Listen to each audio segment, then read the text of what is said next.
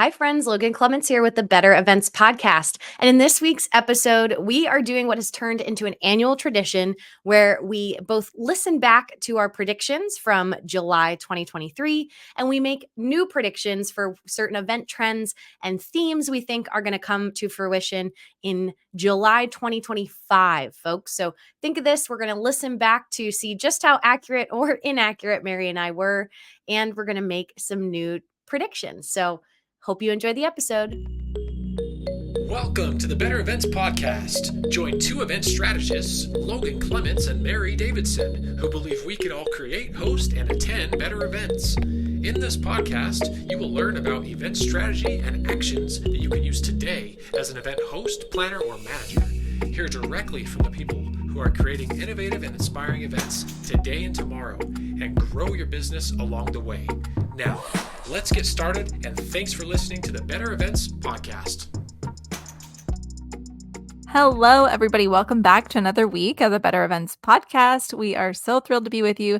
This is Mary Davidson, one of your co-hosts, and Logan Clements, our other co-host, is here with us as well. And we are going to have a fun conversation today about event predictions, which is what we love to do. We do it every year, so we're coming back at you. And Logan, how's it going today? And can you kind of tell us more about our topic? Yes, I am very excited for this. You got Logan here. I don't know why or how we started this, but somehow we thought July is a good time to make predictions for the year from now, July. So this week we get to hear all about past us, what we thought we would have, what trends would be happening right now, and we're going to make some new ones for the new year. Yes. And before we get into it, we do have our conversation starter for today. So, Logan, what TV show are you binging right now or that you binged recently? I am currently binging Hawaii 5-0 because I just got done with I did some softball last month. I was a producer, and one of the athletes like offhand mentioned it in their media day interview, and it was just a TV show that was on USA that I totally maybe watched an episode or two when it came out years and years ago, and I was just thrilled to find that it has, I think, like 10 seasons. So I'm currently getting to like relive 2010, where one of the detectives just made fun of another detective for buying something online. And I was like, oh, wow, I didn't think we came that far. But 14 years ago, yes, I guess we made fun of people for buying stuff online. So it's been very soothing. And it's just, a classic kind of procedural, but on the backdrop of beautiful Hawaii. What are you Well, binge watching? I haven't really been watching a TV show that I can like that's worth mentioning. But I have been binging, if this counts, the Pixar movies, which have been Yes. really fun. I don't know why I just decided I'm gonna watch all of them from the very beginning, and so I have, and like starting with Toy Story, no Bug's Life. I think I can't remember. One of those was the first one. And that's been fun. That kind of taps into your childhood, and then they're still making the movies, so it's been kind of a fun thing to binge. Very cool. I love that. Well, like we mentioned, we teased a little bit about why we chose this week's topic. It is our annual tradition. If you want to go back and listen to the full episode from 2023, it was episode 114, where we listened to our predictions that we'd made in 22 and gave new ones. But this week, we are going to talk a little bit about what we're excited for. And then we are going to listen back and time travel back to 2023, Mary and Logan, and listen to what our predictions were. And then, see how we did. And then we're going to make some new ones because this is just a fun little time capsule we make for ourselves to prove how wrong, maybe right, but probably wrong we've been sometimes in the past. So, Mary, though, before we get into our predictions and into our time machines, what are you most excited for as you look ahead to the next year? Just anything like business related, anything like that. Yeah. I would say it's really learning more about like leadership and what I should be spending my time on. I have a mentor and she's wonderful and like has been helping me kind of think through this. So I hope by this time next year I have more of a hold on this new, it's not, maybe it's a new mindset, like a CEO mindset of what I want to be and do as a leader. What about you, Logan?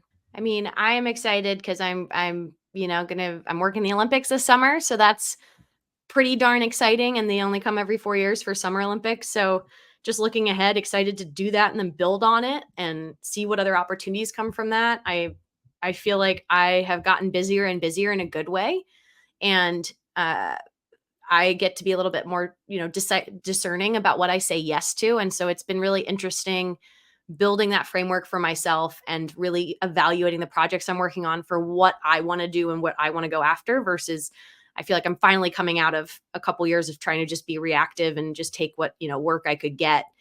So that's really exciting, kind of aligning with what you're talking about, Mary, but I just think being very intentional with the projects that I'm doing and where I'm putting my energy and my resources and also embracing that like I need to take some breaks. Yeah, I think that that's important, and I don't think you're gonna disagree with yourself a year from now, so it's a good thing to focus on. What about anything that scares you as you look ahead? Ooh, in the same vein, I also I constantly have to remind myself, I think, because I've had such a good year, just making sure I'm continuing that momentum, but also I don't want to burn myself out. So that's the interesting part coming to you now in like June, July. I've been this booked before in past years, but I don't think as comfortably so. Like I feel like I've had the same number of events, but I'm getting better at what I charge and just going after certain events that have different kinds of budgets to like balance my year better. And old me would just say, oh, if I'm available, I should do it. And so I'm a little nervous. I want to make sure I don't overdo it with what I'm saying yes to, as through the rest of this year and then looking into 2025, but then also making sure I don't fall into my old habits of just saying yes because I'm available. Like, I think I need to just sit in the downtime that I'm going to attempt to have in the fall. How about you, Mary? Anything that scares you? I mean, so many things. I would say for me, our schedules are a little different, so this is interesting. But for me, like summers, I've known consistently now have been slower, and it's fine because like fall and spring make up for it, but it still scares me like a little bit. And I wonder now, is this the trend and is that how it's going to be next year as well? So it's both good and bad because it does provide the opportunity to take a little bit of a break. But I've heard that other people are experiencing this as well. So it was nice to hear I'm not the only one. Of course, like I said, depending on what kind of events you're involved in. So it just seems like generally summers are slower, and that scares me a little bit for the future and events, but we'll see. Yeah, but I mean, I have hope. I think as you figure out what your balance is, I mean, that's Right. something that I'm like I'm having a busy summer because of sports, and I have certain things that are just a one-off, like the Olympics are every 4 years, so it's not a reliable thing, but other things that are reliable that I'm getting better at planning and looking ahead being like, "Oh, I know certain months might be quote unquote slower," and that's not necessarily mean I'm working less. It could just mean, invoices coming in and stuff are less, and I'm purposely now trying to plan for it better than I in a more optimized way than I have in the past.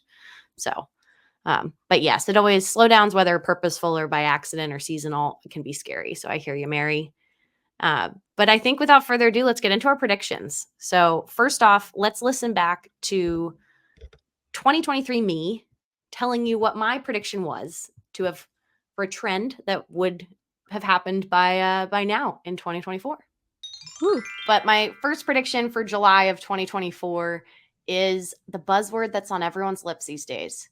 I think Chat GPT is going to be such a go-to tool that all of us are going to be utilizing in different aspects of our lives, of our businesses, in the event world, but it still needs humans to prompt it, to lead it. I think there's some fear right now around it like replacing jobs, making graphic designers irrelevant. And while it can like help save time on some of those time consuming tasks that maybe no one enjoys doing, I still think you're going to have to, like, it still takes a human to guide it where to go. So I think it'll be a very strategic tool for every event person to know how to utilize it with their role and their job, but know that you're still going to need a human on that, to be a part of it. I mean, feel like I didn't necessarily make any wild guess there, I feel like, but I was correct. ChatGPT, I will definitely say I personally am using it a lot more than a year ago me. And I am using it in the way that I said that humans are using it, prompt it. I won't say it's necessarily like revolutionized how I do events and the things that I do, but I have turned to it now as like a brainstorm tool. It's very helpful when I feel like I get writer's block about a topic or even here for the podcast, like trying to just like jog my memory on what I feel like I already know, but just in the moment can't come up with. And I've also used it for thinking of some creative programming ideas for clients because I just see it as a smart Google search. So it's just pulling things from the internet. Mary, would you agree? Do you think I No, got that one right? I think you're spot on. I'm actually interested, like, if this remained a reaction or a prediction, and then we play again in 2025, like, I wonder how it would change because I think ChatGPT advanced a little bit slower than I thought it would. And so I think there's more to come on that. So I think you were right for now, but I don't know about the future. Who knows? For 2025, which just saying it sounds hilarious. So my first prediction for 2025 is going to be that venue spatial needs are going to continue to shift. And I mean this as in like big events are going to continue to want bigger and bigger spaces so that they can accommodate more breakouts, more specialized tracks, but also more meeting space for people to take calls, meet with other attendees, more auxiliary outside of your general session and breakout kind of needs. And then on the flip side, I see small events needing more niched, unconventional spaces. They're going to get away from these bigger event spaces that we see. I don't know, Mary, exactly how I'm going to check this apart from getting to feel it out with other event pros, but that's something I'm seeing with what I'm doing with these really big events. And then my smaller events seem to be wanting that more like in a restaurant or in just something different than a ballroom. That's interesting. I think that I've seen that as well. So, yeah, we'll have to keep each other posted on that one. Well, and send us your notes, listeners. If you see this, let Logan know so she can collect her data for her prediction in 2025. Yeah, help out July 2025 Logan. Know that she was either right or really wrong. Mhm. All right, Mary, you ready to listen to 2023 you? Let's do it.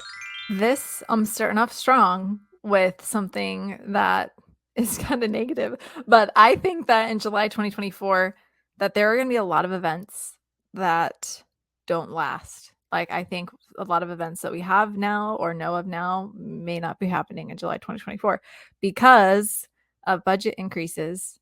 And I think people are really getting down to the question on if their events make sense. And so, for that unfortunate reason, I think that we might lose a lot of events that have been created. I also think that there's plenty of space for new events, for innovation, for figuring out funding. So, to me, it's actually hopeful. But I think that as we're getting back to the swing of things, it's going to weed out some events that might be happening that don't make sense for the organizers. I honestly don't know that I can tell if this has happened or not. For us, one client canceled their event. So maybe that is true for them, but I don't know if I've seen it really. Like, I think of well-known events, at least in the community, they're still going. So I'm Yeah. not sure about the ones that are like less well-known. Have you seen this happening? I feel like I might see it more from maybe some folks who went virtual, when they had to, and then they tried hybrid, and I have seen some rebound just back to in person, Mhm. even if that meant, like, to your point about budgets, even if it meant reaching less folks, they like went back to being local and gave up on the global environment. Again, I don't see it's a majority, but I do think we've had some people reevaluate what they can accomplish because things are just more expensive. Right. Yeah. The events itself have changed, but the events have still continued. So Yeah. maybe I wasn't super right, but my I'm glad prediction, your less than optimistic right? prediction Right. wasn't correct. That's true. Before we continue, here is a word from our sponsors. Richmond is where Canada's iconic coastal lifestyle is infused with Pacific sensibilities, a place that is real, raw, and unvarnished.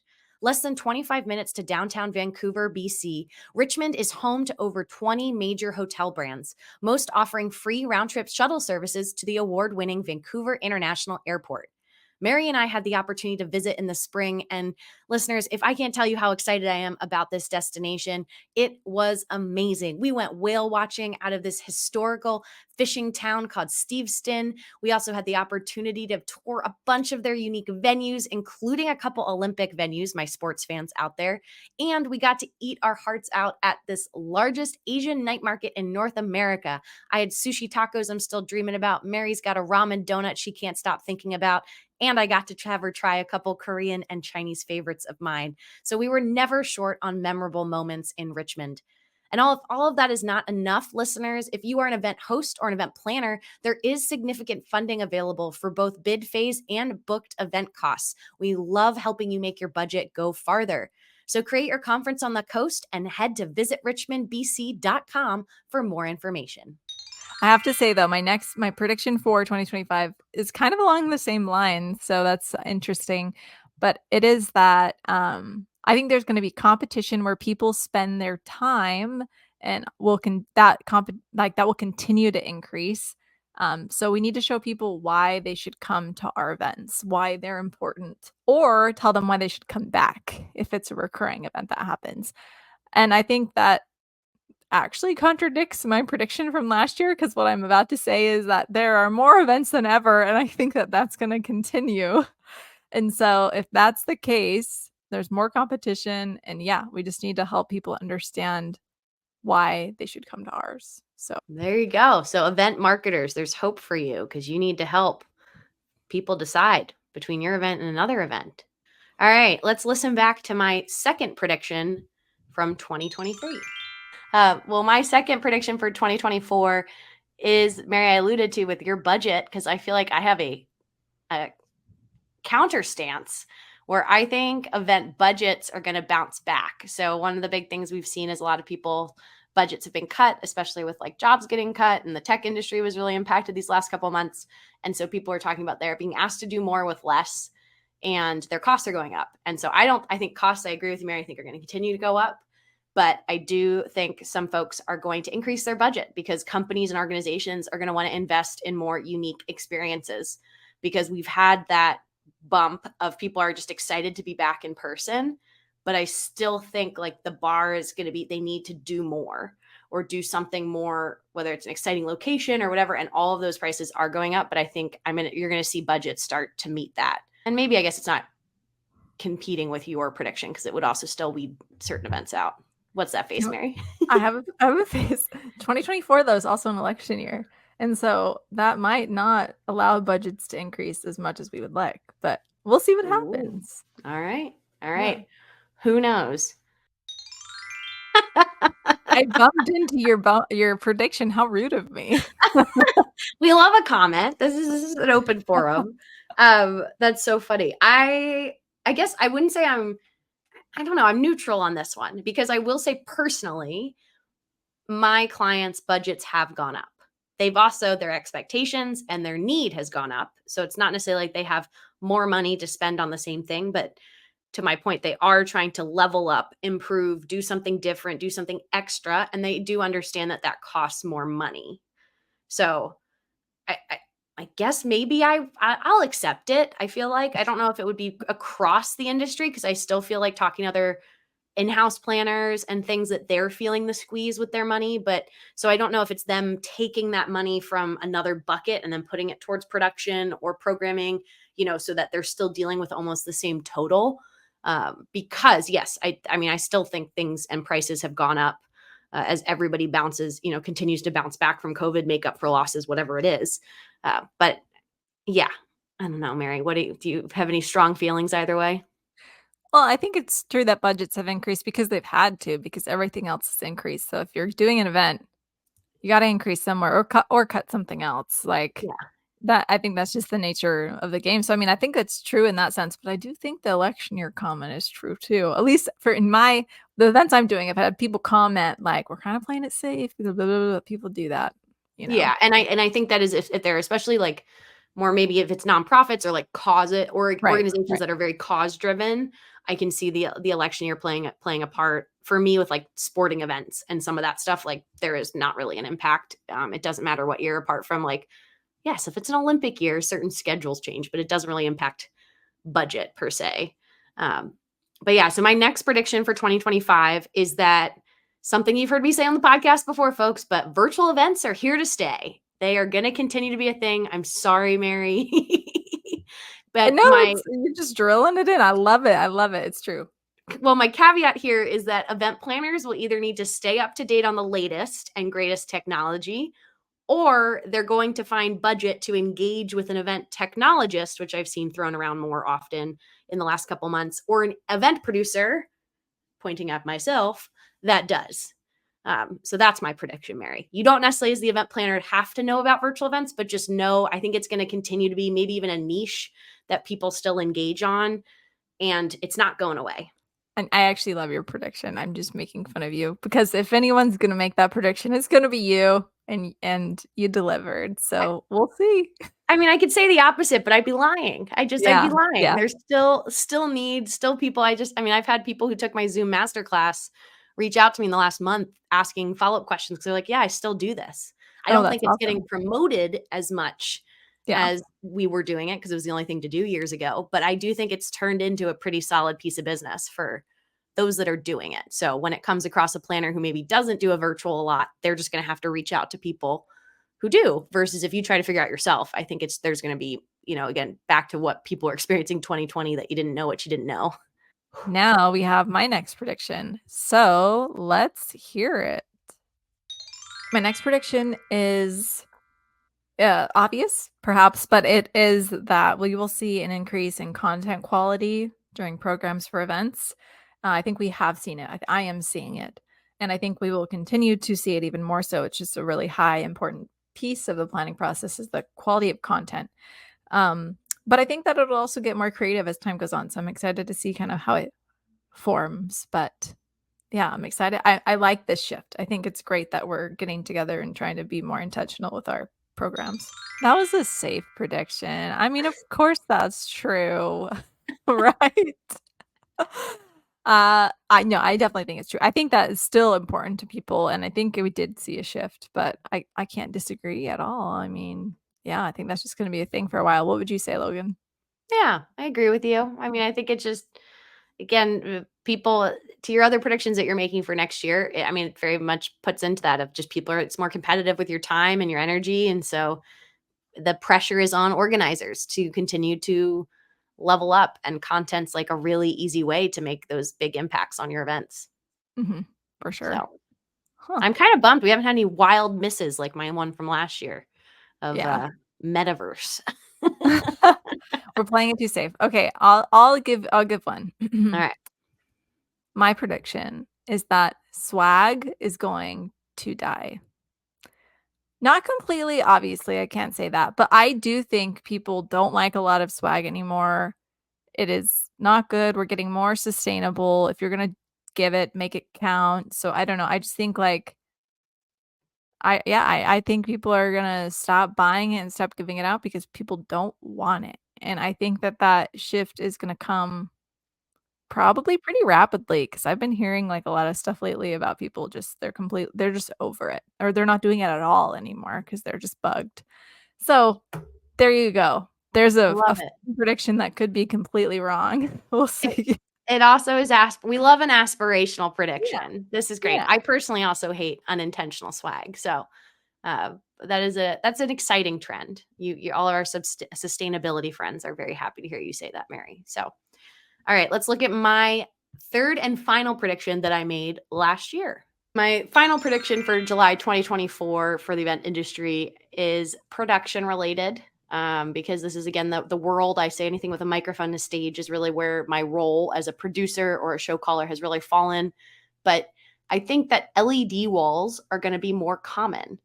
And so LED walls are often, again, more of like the bigger budget events have been utilizing them, but they are modular versus a modular, meaning you can build them. They're made up of a ton of squares. So you can make them as tall, as long, as vertical as you want them to.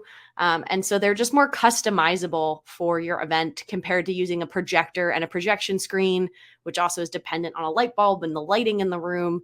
And just it's a natural progression for companies and organizations looking to level up their production value, because an LED screen, it's like kind of like your TV. Like it's going to be much more brighter colors than you can get off a projection screen. So I'm going to predict it's going to be more common. I guess the measurement I will use will be if I do more events that require an LED screen. This one was aspirational, I feel like. I think my smaller budget events are still doing the old projector and projection screen. I will say I was correct for the ones that I feel like my larger companies that I work with that already are using LED screens in their keynote. I've had a couple of them that I did 2 events this year that they then did a smaller LED screen for their breakouts and their smaller general sessions. So not completely off, but I will say I think it's going to be a slow growing game because they are more expensive. They look a lot better than a projection screen.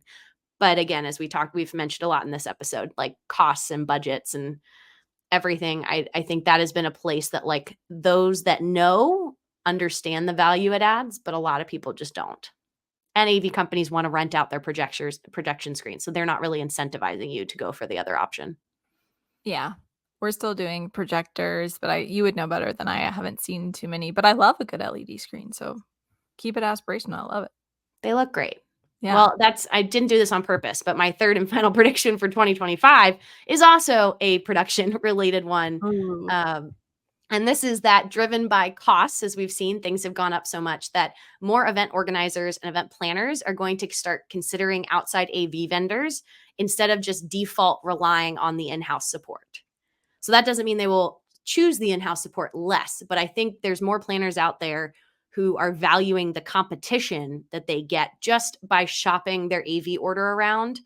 And I will just, again, I'm going to manifest this, listeners. If you are not shopping your AV order around, you should be, so that you make my prediction come true and you also save some money along the way.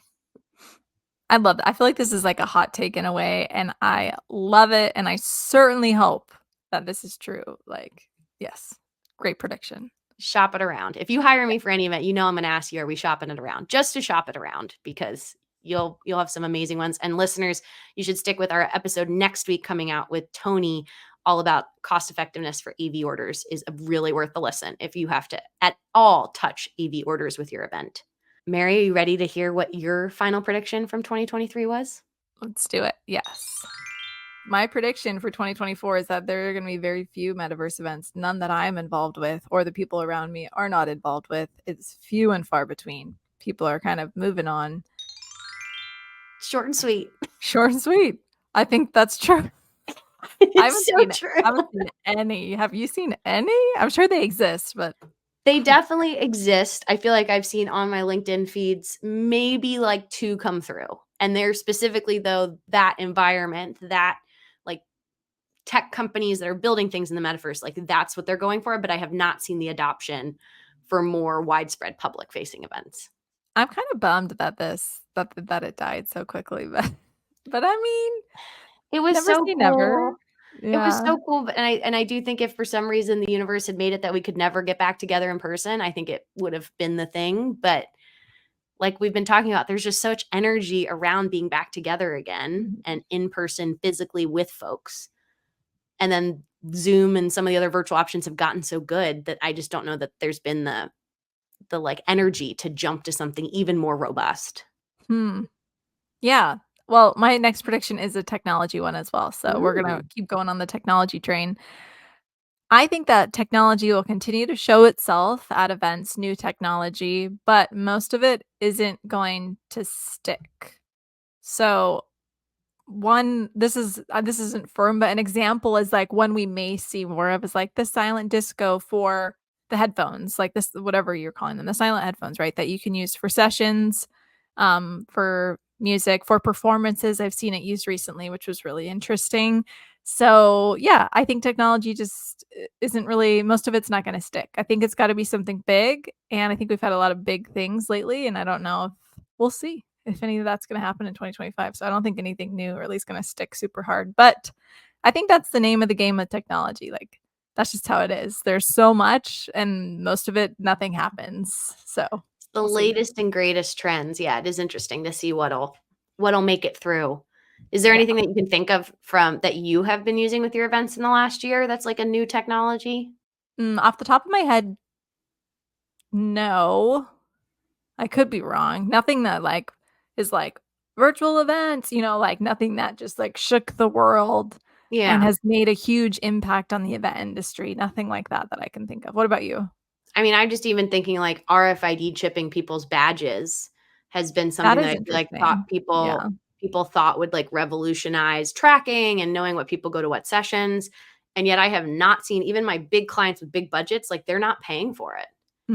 They are going to pay for some scanners and a person to hold a scanning badge and scan the QR code on their badges, or a kiosk that scans a QR code. So that's like probably a less expensive way to do it. So, but I just, again, we talk about budgets. It's interesting what people are investing in. And I feel like they're investing in the noticeable outward like Mhm. I as an attendee, I'm going to physically notice this really cool venue or this really cool entertainment thing, and they're not really investing as much in the back end or things that would honestly help them out as an organizer.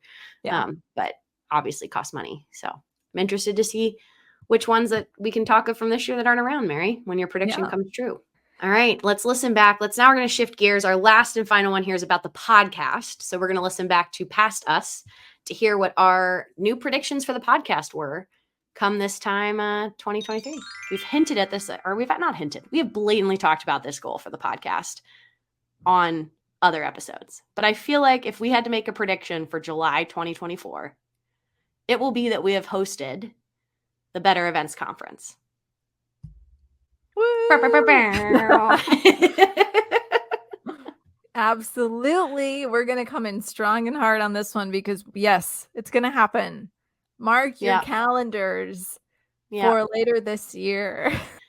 We are thrilled and terrified, I would say, of this endeavor of wanting to build something, because as event planners and producers, it's really fun to produce other people's events, but it's also a really fun new muscle for us to try to build something from the ground up. Yeah, just that we like, if you're listening to this, we want you to come. Like those that are listening, those that are hearing this, please come. And if you have just started listening or you've supported us along the way, either way, we want you to be there. And so we're going to continue to work on this content to make it something that's worth your time. Aw. We did it. Look at Past Us. It's like, we're so retrospective. This is so fun. Aw. Yeah, it's like that was the time capsule portion of this episode where little did we, I mean, we knew, but little did we know future us would go back and listen to it. Yeah. We did the thing. We did the first ever 2023 Better Events Conference, and it was great. Like it was a good experience to learn how to do something like that and just to build on it. So that's awesome. Yeah, and I think it dovetails. I mean, Mary, I won't speak for the both of us, but I feel like looking ahead, listeners, we've already announced it, but if we had to make another prediction for 2025 by July, it's that we'll have hosted our second Better Events Conference, this time with an in-person day and a virtual day.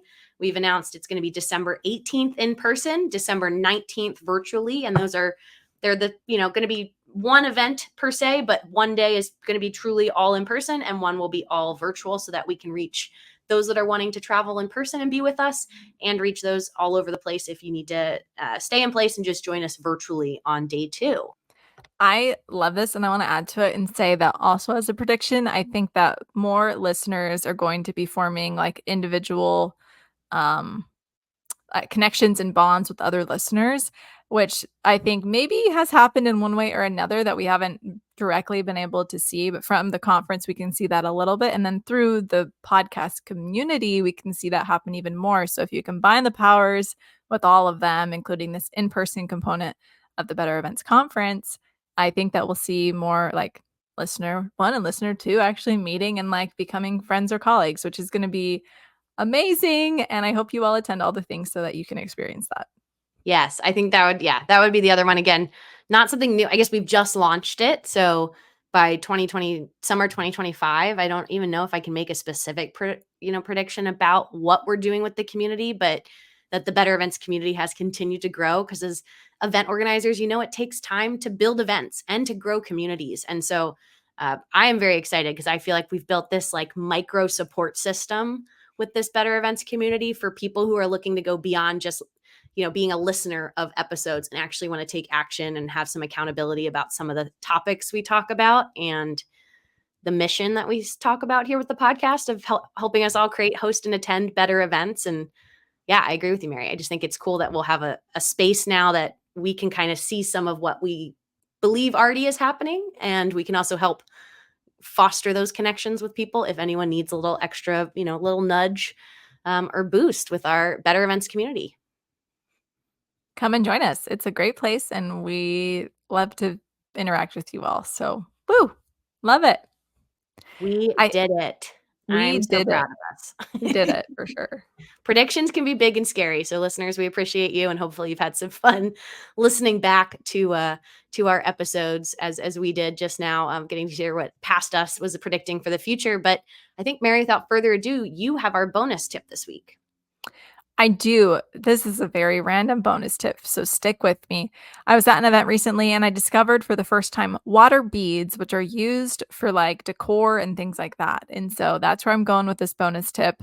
You may already know about these, but I didn't. They're like very, very small beads you can order. And then when you put them in water, they expand. They become really jelly. They feel like boba a little bit, but you're using them like in vases and things so that you can put something on top of it in water, like a candle or other things that you can hold up through the water. So maybe you're like, Mary, I've known what these are forever. Maybe you've never heard of them before, but I think that they're clever. And so we're going to put a link in the show notes for some water beads if you feel like you can utilize those at your next event. Awesome. Thank you for the decor tip, Mary. That brings us to the end of this week's episode. You can follow us on Instagram, Facebook, and LinkedIn at Better Events Pod. You can email us at bettereventspod@gmail.com. And as always, don't forget to check out our private paid community on Substack. You can become a free subscriber, but I promise you the paid stuff is way better. We drop a bonus episode every month. We have quarterly meetups live as a group, and you get access to an amazing Discord channel, which shout out to TJ and Gabby for getting very involved there on Discord. And you can connect with us directly on LinkedIn. We love hearing from you as well. As always, we thank you for listening, and we'll be back in your feeds again next Wednesday.